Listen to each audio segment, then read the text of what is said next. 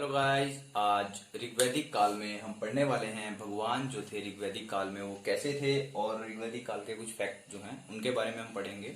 Exam point of view से important है ये फैक्ट। और ये जो गॉड हैं ये भी काफी बार पूछे जा चुके हैं कि कौन सा गॉड किस चीज को डोनेट करता है, कौन सा और कौन कौन से गॉड की जो पूजा की जाती थी ऋग्वैदिक काल में। तो आज हम देखने वाले हैं। इससे पहले हमने पढ़ लिया था पॉलिटी कैसी थी, इकोनॉमी कैसी थी, वहाँ पे रिलीजियस कैसे थे लोग और कैसे आर्यन लोग कैसे आए थे यहाँ वहाँ पे, और कॉन्फ्लिक्ट किसके साथ हुए दास सदस्यों के बारे में। तो ऋग्वैदिक एरा का ये लास्ट चैप्टर है हमारा। इसके बाद हम लेटर वैदिक काल शुरू करेंगे। तो सबसे पहले जो हमारे पास गॉड थे, 5 मेजर गॉड थे हमारे पास, इंद्रा, अग्नि, Varun, Soma and Marut. Okay. सो इंद्र देवता, किसी भी देवता की पूजा क्यों की जाती है, किसी भी देवता की पूजा की जाती है कि जिस चीज की हमारे पास कमी होगी उस चीज की कमी को पूरा करने के लिए हम वर्शिप करते हैं, प्रेयर करते हैं। ओके। सो इंद्र देवता की महत्व उस टाइम पे थी क्योंकि इंद्र देवता लोग जो थे वो पशुओं के ऊपर जीते थे और एग्रीकल्चर के ऊपर जीते थे। अगर बारिश नहीं होगी तो न पशु बचेंगे न एग्रीकल्चर बचेगा, सब कुछ नष्ट हो जाएगा, ड्रॉ आ जाएगा, सूखा पड़ जाएगा। तो इंद्र देवता जो थे वो किस चीज के देवता थे? वर्षा के देवता थे। ओके। वर्षा के देवता थे। बारिश जब करनी होती थी तो इंद्र देवता प्लंडर जैसे, ओके, और बिजली चमकती थी। और बिजली के देवता मारुत भी थे। दो देवता थे ये, एक ये बिजली के देवता थे और एक इंद्र देवता। इंद्र देवता की महत्व ज्यादा थी। ओके। अग्नि देवता हवन कुंड में, जैसे हमने पढ़ा कि सैक्रिफाइसेस जो थे कैसे करते थे, चढ़ावा भगवान को किस टाइप से चढ़ाया जाता था। एक तो प्रेयर करते थे, ओके, और दूसरा कि सारे गांव के जो लोग थे, जना जितना भी ट्राइब जो था वो एक जगह पे इकट्ठे होके फायर एल्ट्रस अग्नि कुंड जलाते थे और उसमें जो थे पूजा करते थे। तो अग्नि देवता जो थे वो भी बहुत इंपॉर्टेंट थे उस टाइम पे।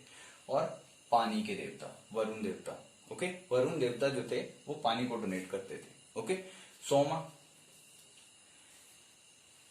ये डोनेट करते थे प्लांट्स को। ओके।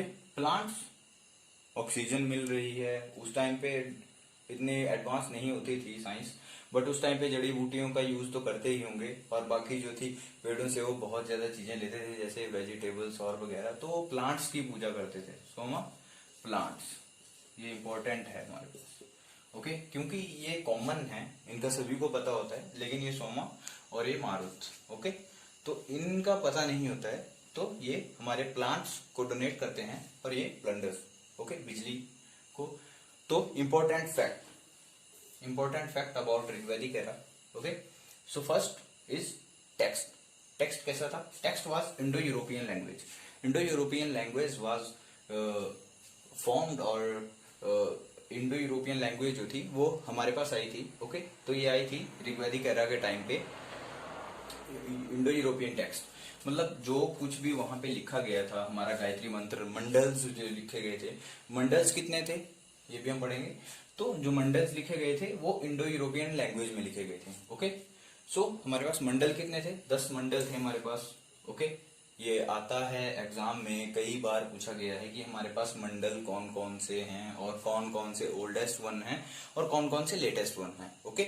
सो 10 मंडल्स थे हमारे पास। ओके।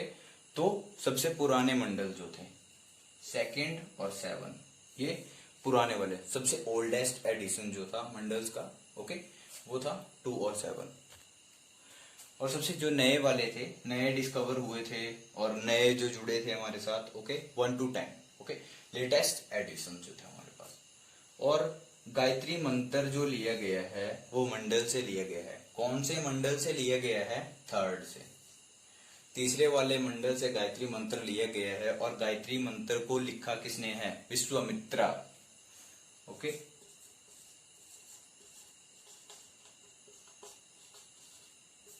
विश्वामित्रा जी ने गायत्री मंत्र को लिखा गया है। ओके।